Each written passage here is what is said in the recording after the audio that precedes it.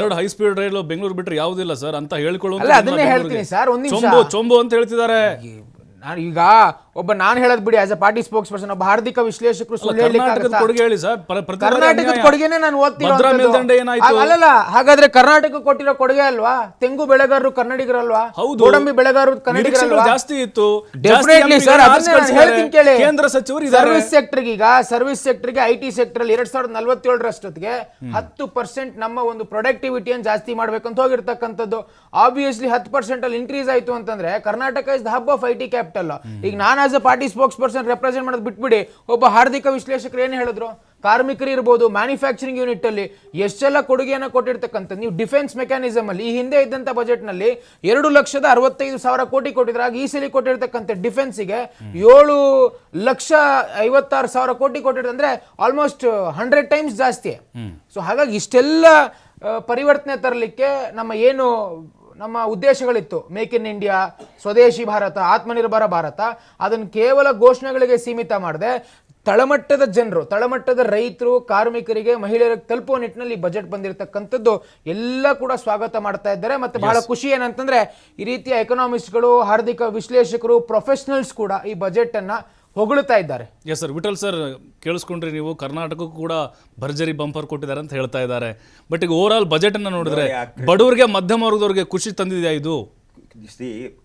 ಬಡವರಿಗಂತೂ ಬಹಳ ನಿರಾಶಾದಾಯಕ ಅಂತಲೇ ಬಹಳ. ಇದು ಕಳೆದ 11 ವರ್ಷದಿಂದ ಈ ಬಜೆಟ್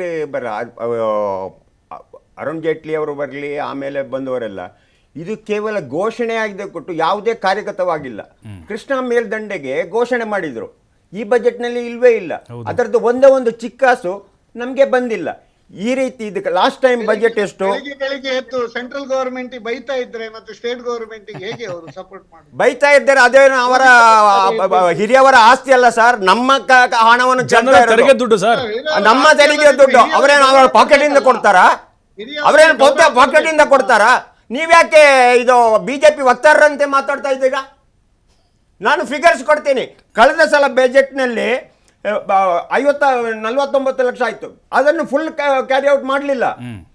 ಬಿಡಿ, ಆರ್ಥಿಕ ಶಿಸ್ತು, ಫಿಸ್ಕಲ್ ಕನ್ಸಾಲಿಡೇಷನ್ ಅಂತ ಹೇಳ್ತಾ ಇದ್ದಾರೆ. ನಮ್ಮ ಟೋಟಲ್ ಬಜೆಟಿನ 24%ನಷ್ಟು 24% ಬೋರೋಯಿಂಗ್ಸ್. ದೊಡ್ಡ ಕಾರ್ಪೊರೇಟ್ನವರಿಗೆ 30% ಟ್ಯಾಕ್ಸ್ ಹಾಕ್ತಾರೆ, ಅದನ್ನು 22%ಗೆ ಇಳಿಸಿದ್ದಾರೆ. ಇಂಡಿವಿಜುವಲ್ ನಿಮಗೆ ನಮಗೆ 30%. ಯಾಕೆ ಈ ರೀತಿಯ ತಾರತಮ್ಯ?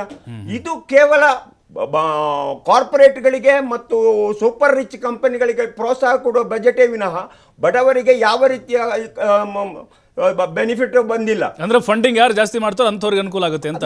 ಅದೆಲ್ಲ ನೋಡಿ, ಅವರ ಆರ್ಥಿಕ ವಿಶ್ಲೇಷಕರು ಹೇಳಿದರು ಲೋನ್ ತಗೊಳ್ಬೇಕು. ನಾನು ಸೋಪ್ತೇನೆ, ಆ್ಯಸ್ ಎ ಬ್ಯಾಂಕರ್ ಆಗಿದ್ದ ನಾನು, ಯಾವುದೇ ಲೋನ್ ತಗೊಂಡ್ರೆ it should be used for productive purpose. ಆ ಪ್ರೊಡಕ್ಟಿವ್ ಪರ್ಪಸ್ಸಿಂದ ಅದರಿಂದ ಇನ್ಕಮ್ ಜನರೇಟ್ ಆಗಿ ಆ ಇನ್ಕಮಿಂದ ನಾವು ರೀಪೇಮೆಂಟ್ ಆಗಬೇಕು. ಆಗ ತಾನೇ ರಾಷ್ಟ್ರವಾಗಲಿ ವ್ಯಕ್ತಿಯಾಗಲಿ ಪ್ರೋಗ್ರೆಸ್ ಆಗ್ತದೆ. ಇಲ್ಲಿ ಏನು 16,95,000 ಕೋಟಿಯಷ್ಟು ಲೋನ್ ತಗೊಳ್ತೀವಿ ಈ ಬಜೆಟ್ನಲ್ಲಿ, ಅದು 24%. ಅದೇ ರೀತಿ ಅದನ್ನು ಎಲ್ಲಿ ಯೂಸ್ ಮಾಡ್ತೀವಿ? ಕನ್ಸ್ಟ್ರಕ್ಷನಿಗೆ, ರೋಡ್ ಕನ್ಸ್ಟ್ರಕ್ಷನಿಗೆ ಎಲ್ಲೂ ಮಾಡ್ತಾ ಇಲ್ಲ.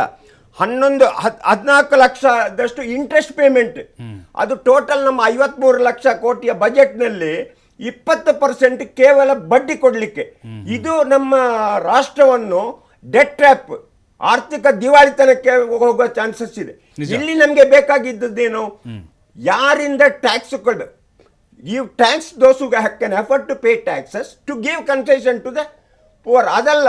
ಮತ್ತೆ ಸ್ಲ್ಯಾಬ್ ಹೇಳಿದ್ದಾರೆ ಸರ್, 12 ಲಕ್ಷದವರೆಗೂ 1 ರೂಪಾಯಿ ಕಟ್ಟಂಗಿಲ್ಲ ಅಂತ. 12 ಲಕ್ಷದವರೆಗೆಲ್ಲ ಅದೆಲ್ಲ ನೋಡಿ, ಅದರಲ್ಲಿ 2 ಓಲ್ಡ್ ಸ್ಕೀಮು ಮತ್ತು ನ್ಯೂ ಸ್ಕೀಮ್ ಅಂತ ಇದೆ. ಬಡವರು ಹೇಳ್ತಾರೆ 12 ಲಕ್ಷದವರೆಗೆ 1 ಪೈಸೆ ಟ್ಯಾಕ್ಸ್. ಸ್ವಾಮಿ, ನೀವು ಮಾತಾಡುವಾಗ ನಾನು ಮಾತಾಡ್ಲಿಲ್ಲ. ಬರ್ತೀನಿ ನಾಯಕ್ ಸರ್, ಬರ್ತೀನಿ. ನೀವು ಮಾತಾಡ್ಲಿಲ್ಲ. ನೀವು ಬಿಜೆಪಿಯನ್ನು ಸಮರ್ಥಿಸಬೇಡಿ, ಒಂದು ಆರ್ಥಿಕ ತಜ್ಞನಾಗಿ ಮಾತಾಡಿ. ನಾನು ಫ್ಯಾಕ್ಟ್ಸ್ ಫಿಗರ್ಸ್ ಕೊಡ್ತಾ ಇದ್ದೀನಿ. ವಿಠಲ್ ಸರ್, ಹೌದೀಗ ಅಂದ್ರೆ ಮತ್ತೆ ಇದು ಯಾರಿಗೆ ಅನುಕೂಲ ಹಾಗಾದ್ರೆ? 12 ಲಕ್ಷದವರೆಗೂ ಸ್ಯಾಲರಿ ಹೋಲ್ಡರ್ಸ್ಗ ಯಾವ್ದು? 12 ಲಕ್ಷದವರೆಗೆ ನೋಡಿ, ನೀವು 7 ಲಕ್ಷದವರೆಗೆ ಟ್ಯಾಕ್ಸ್ ಕೊಟ್ರೆ 7 ಲಕ್ಷದಿಂದ 1 ರೂಪಾಯಿ ನಿಮ್ಮ ಇನ್ಕಮ್ ಜಾಸ್ತಿ ಆದ್ರೂ ನೀವು ಟ್ಯಾಕ್ಸ್ ಕೊಡಬೇಕು. ಹೌದು. ನೀವು ಅರ್ಲಿಯರ್ ನೀವು ಓಲ್ಡ್ ಸ್ಕೀಮ್ನಲ್ಲಿ ನಿಮಗೆ ಹೌಸಿಂಗಿಗೆ ಮತ್ತೆ ATCC ಪ್ರಾವಿಡೆಂಟ್ ಫಂಡಿಗೆ ATCC ಬೆನಿಫಿಟ್ ಎಲ್ಲ ಇತ್ತು, ಅದೆಲ್ಲ ಇಲ್ಲ ಈಗ ಇದಕ್ಕೆ ಓಲ್ಡ್ ಸ್ಕೀಮ್ ಈಗ ಉಂಟು, ದಯವಿಟ್ಟು ಓಲ್ಡ್ ಸ್ಕೀಮ್ ಇದೆ. ಓಲ್ಡ್ ಸ್ಕೀಮಿಗೆ 12 lakhs ವರೆಗೆ ಬರುವುದಿಲ್ಲ. ಆಯ್ಕೆ ಮಾಡಬೇಕು. ಓಲ್ಡ್ ಸ್ಕೀಮ್ 12 lakhs ಬರುವುದಿಲ್ಲ. ನೀವು ಟಿವಿಯಲ್ಲಿ ಸುಳ್ಳು ಹೇಳಿದ್ರೆ ನಮ್ಗೆ ಇದ್ ಮಾಡ್ಲಿಕ್ಕೆ ಆಗುದಿಲ್ಲ. ಓಲ್ಡ್ ಸ್ಕೀಮ್ ಬರ್ತೀನಿ ನಾಯಕ್ ಸರ್, ಬರ್ತೀನಿ ಮಾತ್ರ ಬರ್ತೀನಿ, ಕ್ಲಾರಿಟಿ ತಗೋತೀನಿ ವಿಠಲ್ ಸರ್. ಅದೆಲ್ಲ ನೋಡಿ, ಡಿಫೆನ್ಸ್ಗೆ ಈಗ ಹೇಳಿದ್ರು, defense knowledge is more dangerous than no knowledge. See, defense. See, I am starting with the documents provided by the finance ministry, not your imaginative stories.